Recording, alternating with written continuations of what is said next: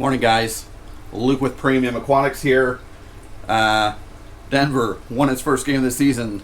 All right, and to the Chargers, no less. So sorry, Chargers fans, but that was a good day. We've got a box. So you know what that means? Let's open it up. Grab your coffee. Let's go. Oh my word, coffee everywhere. It's happening when you get too big of a knife.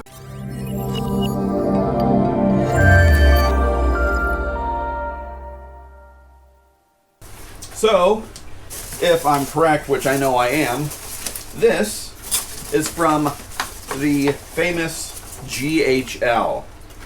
They've sent me a few more parts to complete a setup that I'm doing here. Just real quick, just run down what I've got. The PLLY, which is a little splitter, a float sensor, and a holder. So you ask, what is this for, Luke? What are you doing to your system now? Don't you have enough things? Yes, I do. But guess what? We can't stop here. We've got to go above and beyond. Why, you ask? Why not, right? Why not? So, what are these for, you ask? Good question.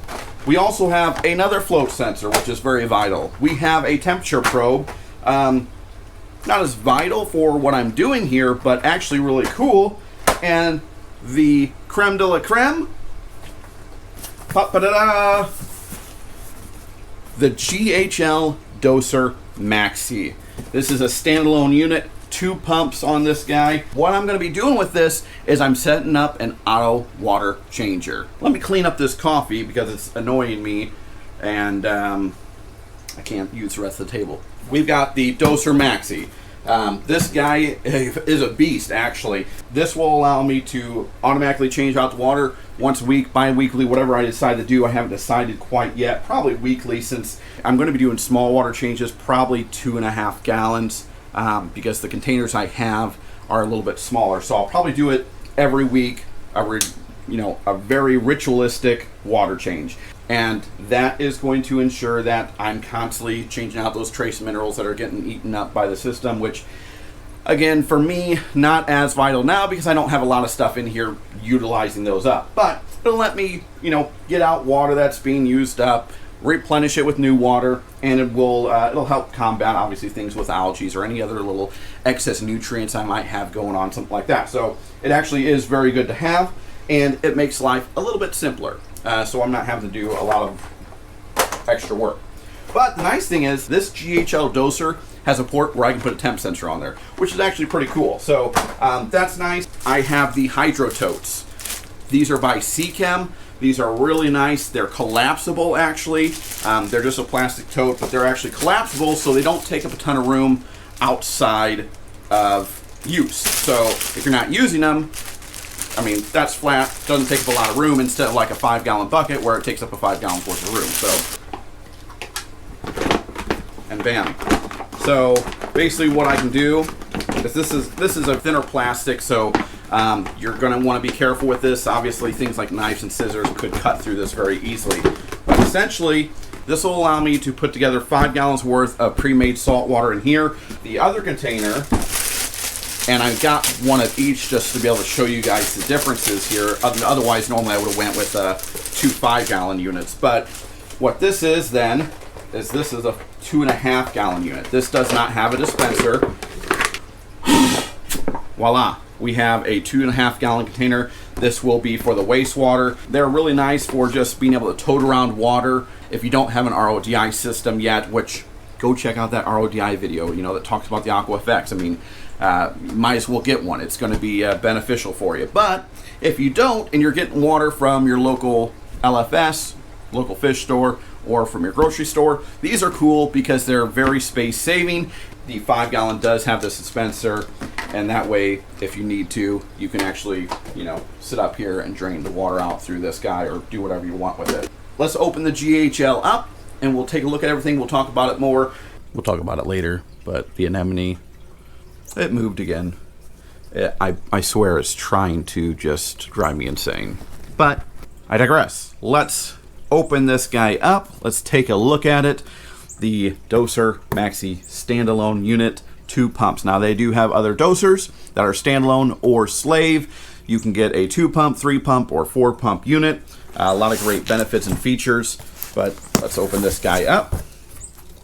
And inside we have our USB to USB cable, our power supply brick, and the unit.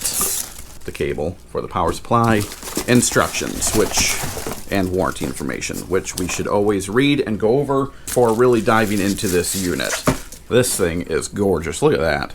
Man, a daisy, that looks... It's a lot of great features to this guy. I mean, it's amazing what just this little doser can do.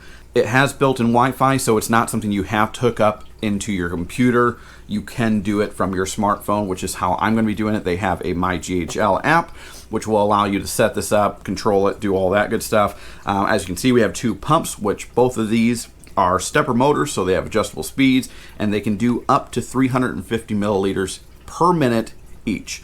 The accuracy on these suckers is 0.1 milliliters, which is phenomenal. That's pretty important when we get into certain dosings and making sure that our levels are all proper. If we turn it around to the back, on the back you'll see several different ports that we have here. One, we can hook it up to the internet, our USB port. It actually has 2 magnetic stirrer ports, so you can actually hook up magnetic stirrers. So if you were doing like a Kalkwasser top off, or if you wanted to dose something through this, you can hook up the magnetic stirrers that they have, which is phenomenal. I love that. Really cool to have. I like the idea of magnetic stirrers, especially for dosing certain elements. We have our PAB connectors, our temp probe port, which as you saw, I have it. We have our LED indicators on how we're doing. This is our float sensor, and then our power supply port. Because I'm using 2, that's why they sent over that splitter for me, so I can hook up 2 float sensors to this and get it set up. And we have our temp port. I'll use it because it's there. Why not have it? It's just another backup. I think I've got like 4 backups now on this thing, so it's getting a little crazy on that and not really necessary. But it's here. I'm going to use it. Why not?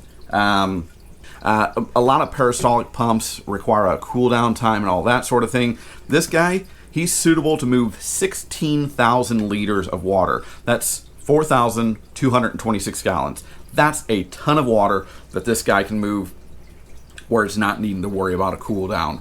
Obviously, most of us aren't doing that, but it means if you wanted to do something continuous with this, you could do it. Or if you were looking to transport water from one area to another area, from a tank to a tank, or from a large container to another large container, this can handle it. So it's nice that you know that it has that ability. Whether or not you're using it, it still has that capability.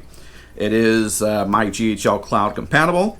There is a built-in webcam feature when you are connected to the internet. It does include the logbook feature, which is basically a electronic notebook. That way you can record information like testing results, if you have reminders that you want to get done, all those sort of things.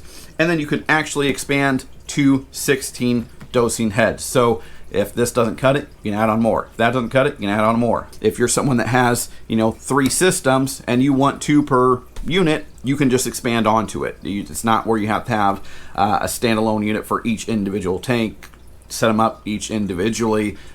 You can actually expand all of them and build on top of your main unit, and that's why they sell slave units, so you can actually build on top of these. It has little arrows here for our in and out, so we know which way it's going to be pulling. Okay guys, so I've got the unit set up. It's a little makeshift just because I didn't have exactly what I wanted to get it squared away over here, but this is how it's going to be for now. We've got the GHL lines all set up. This is going to be the fresh salt water. This is going to be the waste collector. Pump 2, that is actually going to be doing the taking of the old salt water from the sump into the waste container, and then pump 1 is going to be taken from the fresh salt water into the sump again. I do have the temperature probe working, so that's going as well.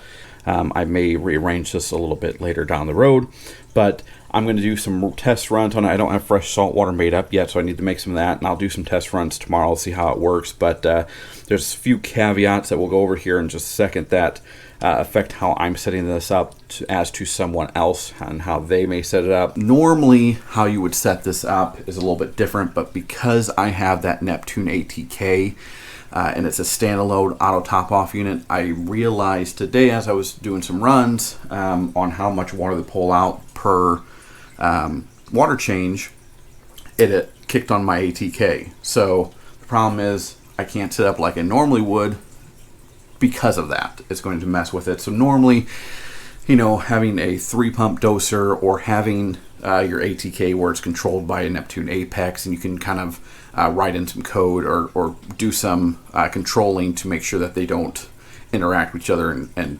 conflict with each other. These are 2 float switches on a magnetic mount here and 2 slide mounts there. So what I was going to do is make it to take out 2 to 2.5 gallons depending on what I decide to go with, but you would set this as your level for the sump and the return chamber, so this would be always up, and then this one is going to be set up and down according to how much you want it to pull out. So I want it to pull out 2.5 gallons, so I would run 2.5 gallons out. Wherever that level is, that's where this is going to be. So that way, as soon as the 2.5 gallons would be pulled out, this float switch would be activated, and then it would also help stop everything. And then at that point, it would kick on pump number 2 and start filling everything up. So that way, it would go back to the original settings. This allows a little bit of a fail safe to be in there, so you don't have to worry about something ever going wrong with it. This is how you would normally set up, and this is actually how GHL recommended that I set up and what they would recommend you as well. But since I have the Neptune ATK, what happens as soon as this goes down a certain amount, my ATK sensor goes off and says, hey, your sump's low, let's start filling it up. For the time being, because I've got more or less Frankenstein type of equipment from many different brands, it kind of hinders with each other. And basically what I'm doing is I'm going to tell the doser to dose a specific amount and pull a specific amount on certain days. So I've got to make sure that my amount is low enough to where it's not going to trigger the ATK, but enough to make it worth it, and I'm not running it 18 million times a day. And so what I'm going to do is do some testing to see what that level is. For now, I'm just going to start at doing 1,500 milliliters and pull that out at on Tuesday, Wednesday, Thursday, and Friday, so 4 days, so it gets me to that 2-gallon area. Pump number 1 will then push in the same amount, that 1,500 milliliters the same day. That's how I got it set up for now. Again, 1,500 milliliters a day. I'm going to play with that. That's not set in stone by any means. Tomorrow I'll run some tests, see what's going to work best. Next week I'll give you an idea of how it's working out for me, when I can actually get everything rolling and moving smoothly. We'll see how it works out, see how easy it was to get set up. So far it seems to be pretty simple. I've got most of it set up on the GHL app already, and it was pretty straightforward. There are a lot of videos that GHL has done to help you get through that, so that is very nice to have. So I would recommend seeing their YouTube channel as well for those actual tutorials. That's it for me, guys. I'm going to get out of here. Have a great weekend as always. If you haven't already, you know the drill. Share, like, comment, subscribe, hit that bell for the notification so you can stay the most up to date on this system as well as our other videos we're putting out, and we will see you next weekend.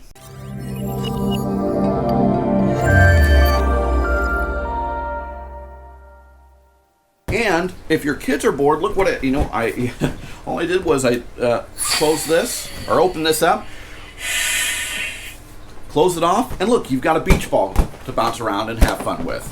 Just be careful, this is going to hurt you. So there you go, beach ball for a kid.